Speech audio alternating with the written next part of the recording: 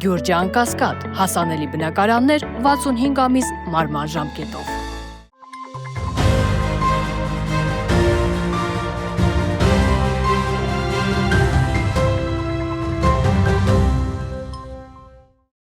Բարև ձեզ, այսօր Փաստ ինֆոյի հյուրը Ուժեղ Հայաստան կուսակցության ներկայացուցիչ Անդրանիկ Գևորգյանն է։ Բարև ձեզ, պարոն Գևորգյան։ Բարև ձեզ։ Շնորհակալ եմ հրավերն ընդունելու համար։ Ես եմ շնորհակալ հրավիրելու համար։ Պարոն Գևորգյան, ինչպես կգնահատեք եւ կմեկնաբանեք Փաշինյանի այցը Մոսկվա եւ մասնավորապես երեկվա Վլադիմիր Պուտինի հետ հանդիպումը։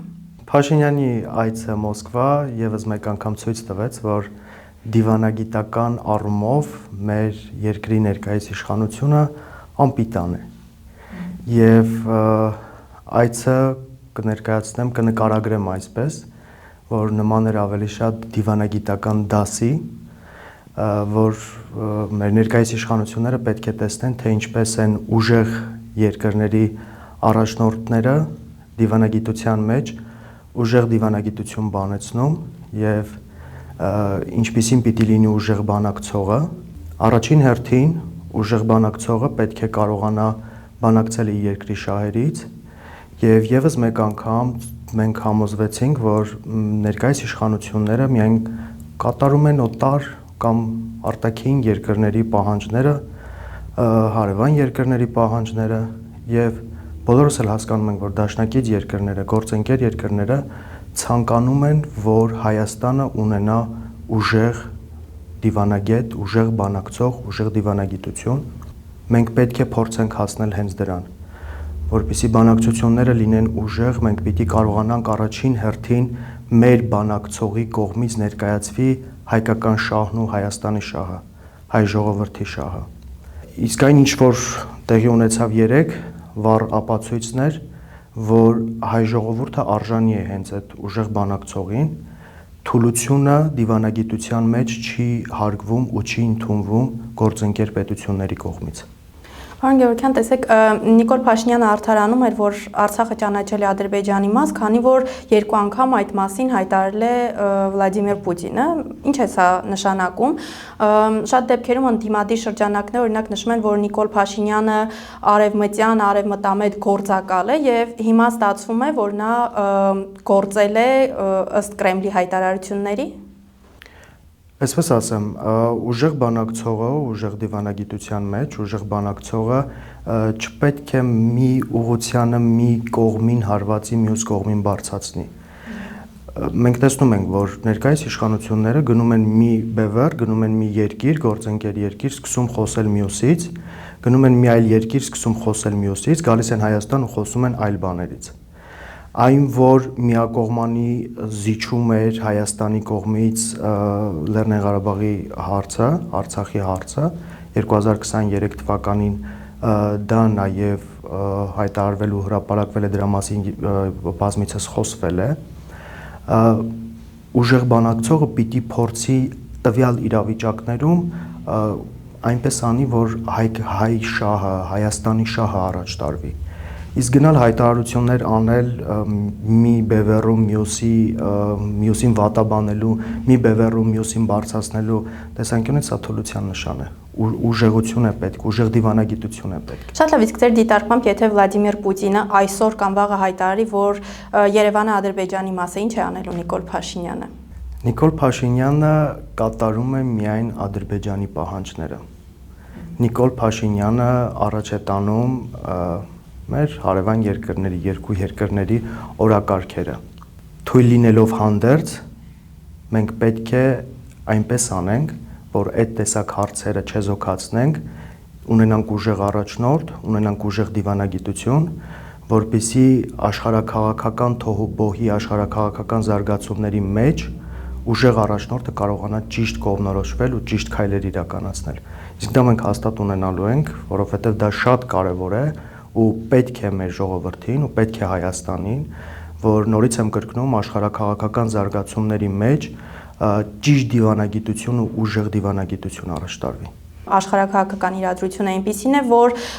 կարծեք թե հնարավորություն չի տալիս մեզ նման փոքր պետություններին մանևրելու։ Դուք եթե լինեիք իշխանության այս աշխարհակահաղական պայմաններում ինչպես կգործեիք, որ բևեռի հետ կփորձեիք առավել այսպես երկխոսության գնալ, որտեղ ակնհայտ է, որ այս պայմաններում հնարավոր չէ միաժամանակ կառուցել դրական այսպես զարգացող հարաբերություններ եւ ԱՄՆ-ի հետ, եւ Ռուսաստանի հետ, եւ Իրանի հետ, հաշվի առնելով նաեւ մեր աշխարհագրական դիրքը։ Ուժեղ դիվանագիտության առումով, երբ որ դու ունես ուժեղ ու պրոֆեսիոնալ դիվանագիտական թիմ, պիտի փորձես այդ դիվանագիտական թիմի միջոցով հասնել հենց դրան։ Մեր կուսակցության գաղափարական առաջնորդը երբևիցե իր հայտարարությունների մեջ միակենտրոն չի եղել, այլ ունեցել է բալանսավորված ու հավասարակշռված հայտարարություններ, ինչպես ես նշեցի, չի բարձրացրել Ռուսաստանին ու հարվածել Արևմուտքին, չի բարձրացրել Արևմուտքին ու հարվածել Ռուսաստանին։ Սա հենց այն բալանսավորված ու ճիշտ ու ուժեղ դիվանագիտությունը պիտի լինի, որպեսզի մենք կարողանանք մեր ձայնը լսելի ու ընդունելի դարձնել։ Հայաստանին պետք է ուժեղ առաջնորդ, որ աշխարհի գերտերություններն ու աշխարհի ընդհանրապես տարբեր բևեռները ձայնը լսելի լինի, ընդունելի լինի, թեկուզ թոհ ու բոհի մեջ, պատերազմական ու հակամարտությունների մեջ մենք կարողանանք այնպիսի հարթակ լինել, որ կողմերի համար ընդունելի լինենք եւ բանակցությունների եւ համագործակցության ընդունելի լինենք կողմերի համար։ Իսկ դա միայն հնարավոր է ուժեղ առաջնորդի, ուժեղ ղեկավարի, ուժեղ դիվանագիտական թիմի շնորհիվ։ Նիկոլ Փաշինյանը նաև ՀԱՊԿ-ի մասով Վլադիմիր Պուտինին ասում էր, որ ՀԱՊԿ-ը չի կատարել իր պարտավորությունը, իրենք դա չեն կարողանում ժողովրդին բացատրել։ Ձեր քաղաքական թիմի դիրքորոշումը որն է ՀԱՊԿ-ի նկատմամբ, իշխանության գալուց հետո օրինակ ինչպես եք պատկերացնում հարաբերությունները ՀԱՊԿ-ի շրջանակներում, որտեղ այս իշխանությունը կարծեք թե սառեցրել են եւ անընդհատ բողոքներ ու դժգոհություններ են հնչում ՀԱՊԿ-ից։ Մենք ժառանգություն ենք ստանալու խարխլված ու ոչ ճիշտ դիվանագիտական հարաբերություններ ու համագործակցային հարաբերություններ տարբեր երկրների հետ։ Մենք պիտի փորձենք ուսումնասիրել ինչ է կատարվում, ինչ է կատարվել ու այս ուսումնասիրությունների արդյունքում պիտի ներկայացնենք մեր կողմից, այսինքն ուժեղ առաջարկներ, որոնք որ մեր դիրքերն ավելի ուժեղ կհամարեն, մենք բազմիցս տեսել ենք, իրենք գնում են այնտեղ, հայտարարություններ են անում, գալիս են այստեղ ուրիշ հայտարարություններ են անում, արձագանքը ստանում են, արձագանքից հետո հայտարարություններ են փոխում, այսինքն ոչ կայուն, թույլ վարքագիծ, որը վնասում է մեր երկրին։ Եթե դու ունես խնդիր ու չես կարողանում քո երկրի ներսում տվյալ խնդիրները կարգավորել այնպես, որ քո շահը առաջ տանես, ու գործընկերային հարաբերությունների մեջ էլ չես կարողանում այնպես կազմակերպել այդ հարաբերությունները, որ կարողանաս առաջին տեղում դնել քո շահը, որովհետև դու սպասարկում ես օտար օրակարգեր, օտար շահեր, առաջնահերթությունը օտար շահերի սպասարկումն է, դա միանշանակ վնասելու է քեզ։ Ես նորությամբ կրկնում, մենք ստանալու ենք խարխլված գործընկերային հարաբերությունների ժառանգություն, որը պետք է պրոֆեսիոնալ ու ճիշտ ու ուժեղ ձևով հասնել այն մակարդակին, որը հավասարակշռություն կմտցնի դաշնակից երկրների եւ գործընկերային հարաբերությունների մեջ։ Շատ լավ, իսկ եթե դաշնակից երկրները օրինակ ձեր հույսերն ու ակնկալիքները չարդարացնեն, ինչպես որ եղավ այս իշխանությունների պարագայում։ Մենք օրեցօր տեսնում ենք, որ աշխարհը տարբեր sense դինամիկ զարգացումների մեջ է։ Դինամիկ զարգացումներ տարբեր բևեռների հետ, տարբեր երկրների միջև, նույնիսկ այս դինամիկ ու խառնաշփոթ զարգացումների մեջ պիտի ուժեղ ղեկավարը կարողանա ճիշտ կողմնորոշվել։ Այսինքն դու երբևիցե չպիտի թուլություն դրսևորես դաշնակցային կամ գործընկերային երկրների մեջ ու պիտի այնպես անես, այնպես փորձես, որ կարողանաս հասնել բալանսի ու հավասարակշռված վիճակի, առաջ տանելով, նորից եմ կրկնում, քո երկրի ու քո ժողովրդի շահը։ Պարոն Գևորգյան, տեսեք, երեկվա Վլադիմիր Պուտին Նիկոլ Փաշինյան հանդիպման թեմաներից մեկը նաև Ռուսաստանի քաղաքացիների կամ բարեկամների նաև հարցներ, անուններ բնականաբար չհնչեցին, բայց հանդիպումից հետո արդեն շատ էին քննարկումները, որ օրինակ խոսքը հենց Սամվել Կարապետյանի մասին է եղել։ Խնդրում եմ ձեր մեկնաբանությունը, արդյոք Վլադիմիր Պուտինը նկատի ուներ հենց Սամվել Կարապետյանին, առհասարակ ինչ էր փորձում հասկացնել Նիկոլ Փաշինյանին եւ Նիկոլ Փաշինյանը ձեզ մեսիջը հասկացավ թե ոչ։ Ես նորից եմ կրկնում, երեկվա այցը դա դիվանագիտական դաս էր Նիկոլ Փաշինյանի համար եւ մեսիջ էր, որ ցանկանում ենք աշխատել ուժեղ ղեկավարների հետ։ Եվ առաջնահերթ նորից եմ կրկնում, պետք է ունենանք ուժեղ դիվանագիտություն, պետք է ունենանք ուժեղ առաջնորդ, որպեսզի դաշնակիցների հետ կարողանանք ճիշտ եւ բալանսավորված հարաբերություններ ստեղծել։ Տեսեք, մենք հիմա ունենք թույլ պարտված առաջնորդ, բայց ամեն դեպքում Ռուսաստանը շարունակում է հարաբերությունները Հայաստանի հետ եւ Վլադիմիր Պուտինն էլ հայտարարում է, որ անկախ ամեն ինչից եւ անկախ նախընտրական, այսպես թոհուբոհից երկրի ներսում Ռուսաստանը ցանկանում է, որպեսզի մեր հարաբերությունները չտուժեն։ Հիմա կարող ենք ենթադրել, որ Մոսկվայի համար կարեւոր է թե ով է լինելու երկրի ղեկավարը։ Ուժեղ առաջնորդները եւ ընդհանրապես դիվանագիտության մեջ ճիշտ գործընկերային հարաբերություններ պահելը շատ կարևոր է։ Հայտարարությունների կոնտեքստում եմ ասում։ Իսկ ինչ վերաբերվում է, որ գերտերության ղեկավարը նշում է, որ ցանկանում են ունենալ լավ ընթացք եւ ցանկանում են, որ Հայաստանի հետ հարաբերությունները շարունակվի, դա նաև հենց այդ ուժեղություն, մեզ պետք է այդ ուժեղությունը, ուժեղ առաջնորդա պետք, որ կարողանանք ճիշտ հարաբերություններ ստեղծել աշխարհի բոլոր բևեռների հետ, հավասարակշռված դիվանագիտություն եւ ուժեղ դիվանագիտություն։ Տեսեք, Նիկոլ Փաշինյանը նաև ասում է, որ անձով այլ երկրի անձնագիր ունի, քաղաքացիություն ունի, չի կարող ոչ լինել թեկնածու, ոչ կարող է անգամ պատգամավոր կամ չգիտեմ վարչապետ եւ ոչ պաշտոն զբաղեցնել, ինչ է սա նշանակում եւ ինչպես եք դուք սրան հակադարձելու։ Տեսեք, այսպես ասեմ, մենք բազմիցս նշել ենք, որ Հայաստանը ունի շատ մեծ ներուժ, ոչ միայն Հայաստանում, այլ նաև Հայաստանից դուրս։ Չմոռանանք մեր սփյուռքը։ Մեր սփյուռքում կան այնպիսի անվանի հայանուն մարդիկ, որ ամեն բան պատրաստ են Հայաստանի համար անելու, որպեսզի Հայաստանն առաջ գնա ու զարգանա, ուժեղանա, ուժեղ պետություն դառնա։ Եվ այս ամեն ինչը ես տեսնում եմ հենց այս կոնտեքստում, որ քայլերը ներկայիս իշխանության ուղղված են հայի դեմ, հայ ժողովրդի դեմ ու կապ չունի Հայաստանի ներսում, թե Հայաստանից դուրս։ Մենք օրեցօր տեսնում ենք, որ այս բռնապետական վիճակը երկրում շատ ավելի է խորացել ու սա հենց մեր ժողովրդի դեմ է։ Մենք ամեն բան անելու ենք, որ հայկական ներուժը Հայաստանի ներսում եւ Հայաստանից դուրս ծառայեցվի հայ պետականությանը, Հայաստանի Հանրապետության ուժեղացմանը եւ հայ ժողովրդի ուժեղացմանը։ Սա մեր օրակարգային թեմաներից է եւ մենք հաստատ հասնելու ենք դրան։ Պարոն Գևորգյան, նախընտրական Հայաստանում ձերբակալությունները, սադրանքները, քաղբանտարկյալների թիվը ավելանում է, ինչպես է գնահատում ստեղծված ներքաղաքական իրադրությունը եւ ինչի ցուցիչ է սա։ Անցած տարիների ընթացքում մենք տեսնում ենք, որ ամեն տարի օրեցօր ավելի է շատանում։ Եթե մի տարի առաջ քաղաքական կամ 2 տարի առաջ քաղաքականացված մարդկանց էին ձերբակալում, քաղաքական խոսույթի կամ չգիտեմ, բառերի, որոնք իրենց հարմար չէր, մենք տեսնում ենք, որ օրեցօր ու տարեցտարի այդ շրջանակն ավելի է ընդլայնվում։ Այսօր մենք տեսնում ենք երիտասարդների, որոնց որ ձերբակալել են եկեղեցում գտնվելու համար, եւ սա ես աբսուրդ եմ համարում ուղղակի։ Այնուհետև տեսնում ենք, որ ձերբակալում են ազգային բարերարի, դեպ Հայաստանի հաջորդ վարչապետին, եկեղեցուն ազգային արժեքին պաշտպանելու համար։ Սա ամենաթողության ցուցիչ է եւ սրան պիտի վերջ տրվի։ Այս փոփոխությունները պիտի իրականացվեն եւ հայ ժողովուրդը այս փոփոխությունների համար պիտի գնա նոր ընտրության, պիտի ունենա նոր առաջնորդ, պիտի ունենա նոր վարչապետ, որովհետև սրանք մեզ համար օրակարգային ու օրհասական հարցեր են, որպեսզի կարողանանք պահպանել մեր ինքնությունը, մեր պետականությունը, կարողանանք ճիշտ գործընկեր, որպես այդպեսին դիրքավորվենք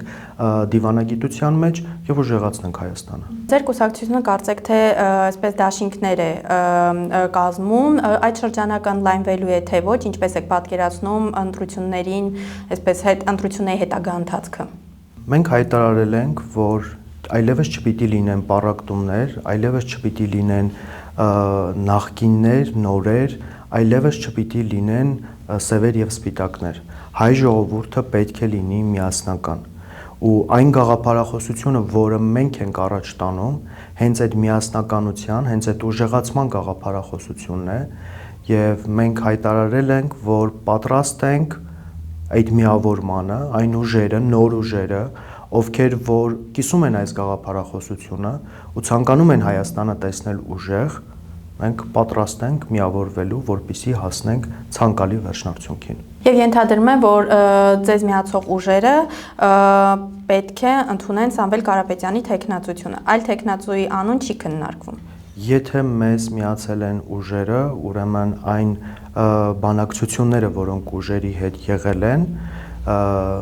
մեր կողմից ներկայացված պահանջների եւ հակառակ կողմի ներկայացված պահանջների փոխըմբռնման շրջանակում են եղել։ Պարոն Գևորգյան, տեսեք, նաև քաղաքական դաշտում կարծեք թե ձևավորվել է այնպիսի տպավորություն, որ ընդդիմադիր ղեկավարների շրջանակում հիմնական պայքարը ընթանալու է Սամվել Կարապետյանի, Ռոբերտ Քոչարյանի եւ Գագիկ Ծառուկյանի միջեւ, եւ Ռոբերտ Քոչարյանն էլ իր հերթին հայտարարել է, որ քաղաքական դաշտում չի տեսնում այնպիսի լիդերի, ով կարող է վարչապետ լինել եւ ինքը ամենահարմար տարբերակն է։ Դուք ինչպես եք գնահատում Ռոբերտ Քոչարյանի այս հայտարարությունը։ Այսպես ասեմ, մեր Հայաստանի ուժեղացման համար պետք է նոր ազգանուն, նոր առաջնորդ, ուժեղ առաջնորդ, որը այս տարիների ընթացքում ցույց է տվել իր փորձով, իր հմտություններով, իր ազգի նվիրվածությամբ, եւ մենք պետք է ամեն բան անենք, որպեսզի Հայաստանն ունենա նոր առաջնորդ։ Սամվել Կարապետյանը իր գաղափարախոսությամբ, իր սկզբունքներով այս ամիսների եւ այս անցած տարիների ընթացքում ապացուցել է, որ կանգնած է հայ ժողովրդի կողքին, իր կառավարման հմտություններով ապացուցել է, որ կառավարումը, հենց քաղաքականությունը իրենից ենթադրում է կառավարում եւ կառավարումը կարեւորագույն կետ է, որ պետք է ուժեղ առաջնորդը իրականացնի, եւ մեր վարչապետի թեկնածուն Սամվել Կարապետյանը այն անձն է, որն ունակ է այս փոփոխություններն իրականացնելու եւ Հայաստանը այս վիճակից դուրս բերելու ու ուժեղ Հայաստան կերտելու։ Պարոն Գևորգյան, տեսեք, ժողովրդական ասացվածքն ասում է, նորը վաղուց մոռացված հինն է։ Դուք ձեր խոսքում նշեցիք, որ մենք այսպես խարխլված երկիր ենք ժառանգություն ստանալու, նոր իշխանությունները այս պարագայում փաստացի բռնազավթված Արցախ, Հայաստանի ռազմավարական օբյեկտները էլի օկուպացված են Ադրբեջանի կողմից, իսկ գուցե այս պարագայում անհրաժեշտ է, որպեսզի Հայաստանի վարչապետը լինի ավելի փորձառու մեկով ժամանակին երկիրը ղեկավարելու փորձ է ունեցել, որտեղ Սամվել Կարապետյանը ամեն դեպքում ավելի շատ այսպես բիզնես շրջանակներում է հաջողության հասել եւ քաղաքական կառավարման փորձ, եթե համեմատենք օրինակ Ռոբերտ Քոչարյանի հետ, չունի։ Ուժեղ տնտեսությունը, ուժեղ անվտանգության հիմքն է։ Երբ դու ունես ուժեղ տնտեսություն, դու ունես նաեւ ուժեղ անվտանգություն։ Տեսեք, մենք ներկայացրեցինք մեր տնտեսական 5 քայլերը։ Իդեպ, մեր ծրագրերը հենց ժողովրդի կողմից ներկայացված առաջարկներն են, որովհետև մեր առաջնորդը բազմիցս նշել է, որ պետք են ծրագրեր, որոնց կարիքն ունի հենց ժողովուրդը։ Դա շատ կարևոր է, մեր ծրագրերը թղթի վրա գրված ծրագրեր չեն լոգ։ Դրանք ժողովրդի կողմից ներկայացված առաջարկներն են, որոնք ներկայացվել են ծրագրի տեսքով։